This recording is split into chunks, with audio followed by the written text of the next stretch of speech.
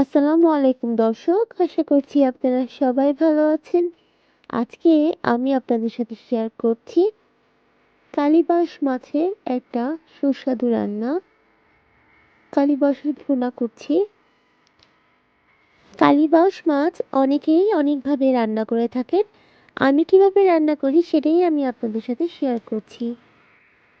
এখানে আমি কয়েক পিস কালিবাউশ মাছ নিয়েছি।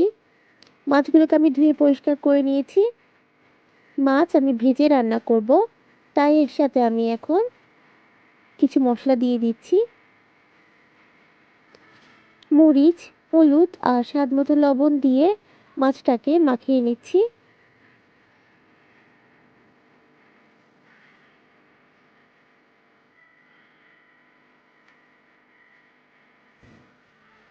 মাছ মাখিয়ে মশলার সাথে আমি কিছুক্ষণের জন্য রেখে দিব। তারপরে মাছটাকে আমি ভেজে নিব। মাছ ভাজার জন্য আমি একটা কড়াইতে তেল দিয়ে নিয়েছি। তেলটা গরম করে আমি মাছ দিয়ে দিচ্ছি।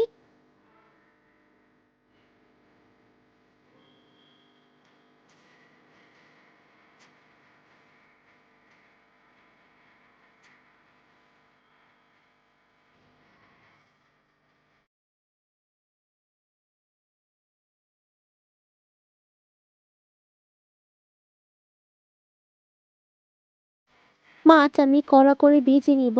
আমার মাছ ভাজা হয়ে গেছে, আমি এবার উঠিয়ে নিচ্ছি। মাছ ভাজা হয়ে গেলে আমি তেল থেকে উঠিয়ে নিয়েছি। এবারে আমি রান্না দ্বিতীয় ধাপে চলে যাচ্ছি। তেলটা আমি একটু কমিয়ে নিয়েছি। দিয়ে দিয়েছি 1 কাপ পেঁয়াজ কুচি। পেঁয়াজ একটু বেশি করে দিব এই রান্নায়। পেঁয়াজটা একটু নরম হওয়া পর্যন্ত ভেজে নিচ্ছি।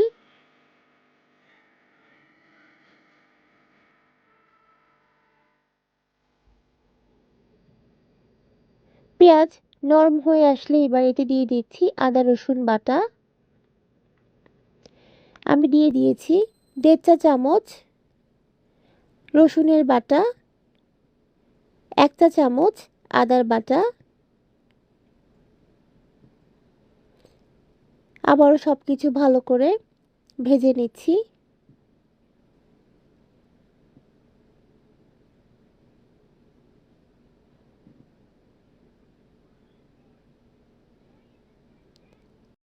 এবারে দিয়ে দিচ্ছি টমেটো পেস্ট। আমি একটা বড় টমেটো ব্লেন্ডারে পেস্ট করে নিয়েছি, সেটাই দিয়ে দিচ্ছি। এখন আবারও সবকিছু ভালো করে কষিয়ে নিব। 2 থেকে 3 মিনিটের মতো আমি একটু কষিয়ে নিচ্ছি।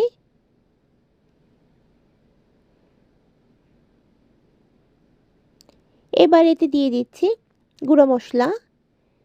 আমি দিয়ে দিচ্ছি হলুদের গুঁড়া, মরিচের গুঁড়া, ধনিয়ার গুঁড়া আর লবণ। আমি এখানে দিয়েছি 1 চা চামচ হলুদের গুঁড়া, 1.5 চা চামচ মরিচের গুঁড়া, 1 চা চামচ ধনিয়ার গুঁড়া আর 1.5 চা চামচ লবণ। আবারও সব কিছু ভালো করে কষিয়ে নিব। মশলাটাকে একটু ভালো করে ভুনে নিতে হবে, এতে করে তাহলে মশলার কাঁচা গন্ধ চলে যাবে। আর মশলা যত ভালো করে ভুনে নেওয়া হবে, ততই মাছের তরকারিটা খেতে ভালো লাগবে। আমি একটু ঢেকে রান্না করছি, এতে করে মশলার কাঁচা গন্ধ তাড়াতাড়ি চলে যাবে। দেখুন তেল উপরে উঠে এসেছে, মশলাও ভালো করে রান্না হয়ে গেছে। এবারে আগে থেকে ভেজে রাখা মাছগুলো দিয়ে দিয়েছি।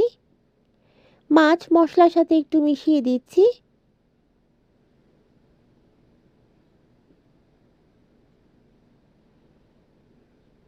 এবার এতে দিয়ে দিচ্ছি ঝোলের জন্য পানি। আমি এই মশলাটা তরকারিটাতে বেশি ঝোল রাখবো না, একটু ভুনা ভুনা করব। দিয়ে দিয়েছি ভাজা জিরার গুঁড়া। জিরাটাকে একটু টেলে নিয়ে আমি গুঁড়া করে নিয়েছি। এবারে দিয়ে দিচ্ছি কয়েকটি কাঁচা মরিচ। এখন আবারও ঢেকে রান্না করব 4 থেকে 5 মিনিটের মতো। মাছ আগে থেকে ভেজে নিয়েছি, মশলাটাও ভালো করে আমি ভুনে নিয়েছিলাম। তাই আর এখন হতে বেশিক্ষণ লাগবে না।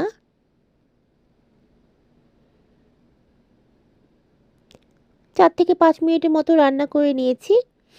এখন দিয়ে দিচ্ছি ধনিয়া পাতা কুচি। আমার কালীবাউস মাছের ভুনা রান্না শেষ। মাছ আমি পরিবেশন করে নিচ্ছি। আমি আরও করেছিলাম শিম আর আলু ভাজি, মাছের একটা ভর্তা, এই কালীবাউস মাছের ভুনা, সাথে আছে ডাল। আর আছে আমার বাগানের কাঁচামরিচ আর লেবু, নিজের গাছের লেবু। আর এই গাছের কাঁচামরিচগুলা খেতে বেশি ঝাল না, খেতে ভালোই লাগে ভাতের সাথে, অল্প অল্প একটু ঝাল।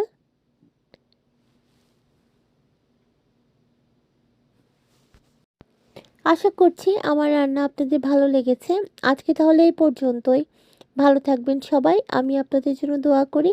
আপনারাও আমার জন্য দোয়া করবেন। আসসালামু আলাইকুম। আল্লাহ হাফেজ।